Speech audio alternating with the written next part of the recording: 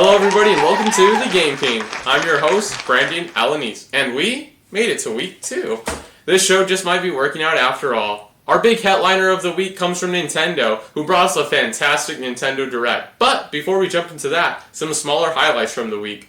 Limited Run Games held its LRG3 2024 showcase with some exciting announcements. The company announced a long list of games that will be getting physical editions from the company, including Penny's Big Breakaway, Star Wars Dark Forces, Hitman Blood Money Reprisal, and the remake of Lollipop Chainsaw, just to name a few.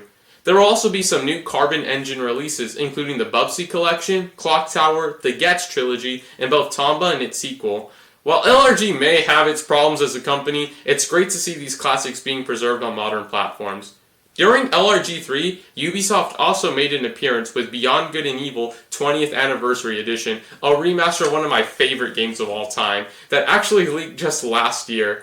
The game launches on June 25th, with LRG selling physical copies starting on July the 12th, and will feature a new treasure hunt, a gallery, a redone soundtrack, and apparently an additional quest near the end of the game that connects to Beyond Good and Evil 2, because apparently that game still exists somehow. I'll be playing it when I'm 30.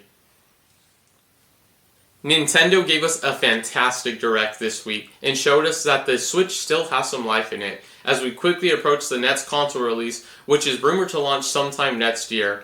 The show opened up with Mario Luigi Brothership, and dang is that art style clean. Seeing the classic 2D artwork from the Mario and Luigi games come to life like that is just beautiful.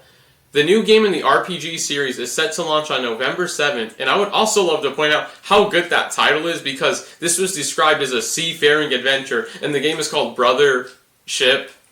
Anyways, Fantasian has finally escaped the Apple Arcade prison. The RPG from Final Fantasy series creator Hironobu Sakaguchi and Mistwalker is coming to all major platforms, and I am personally very excited since this one has been on my watch for a while. And who knows, if this is a success, we may get a sequel to Blue Dragon one day. Fantasian Neo Dimension is being published by Square Enix, who also made another appearance in the Direct with Dragon Quest III's HD 2D remake. Just as with Octopath Traveler and Live Alive, Square is working magic with these HD 2D games. While 3 is set to release this November, Dragon Quest 1 and 2 will also be getting the remake treatment, which will complete the Erdrick trilogy in 2025. Nintendo also announced a brand new Mario Party with Super Mario Party Jamboree. The game will have 5 new boards, 2 returning ones, over 110 minigames, and a bunch of new modes, such as the 20-player Coupe Athlon mode. Huge shout out to the Rainbow Galleria, a mall board where you can get stars on discount, and Roll'em Raceway, which is just a massive racetrack. It seems that this will finally be the definitive Mario Party the Switch has been waiting for. Before we get into my favorite announcements, some smaller highlights. Disney Illusion Island is getting a free content update with a new detective mystery to solve in the game, while Nintendo Switch Sports gets basketball this summer. There's also a remaster of Donkey Kong Country Returns coming that will also include the levels from the 3DS port. It's good to see a definitive version of this classic being developed. Tales of the Shire sees players playing as a hobbit, and well, it's just Stardew Valley, but Lord of the Rings, so yeah. Oh, and also Stray is making its way to the Nintendo Switch, so you can take your dystopian cat adventure wherever you go.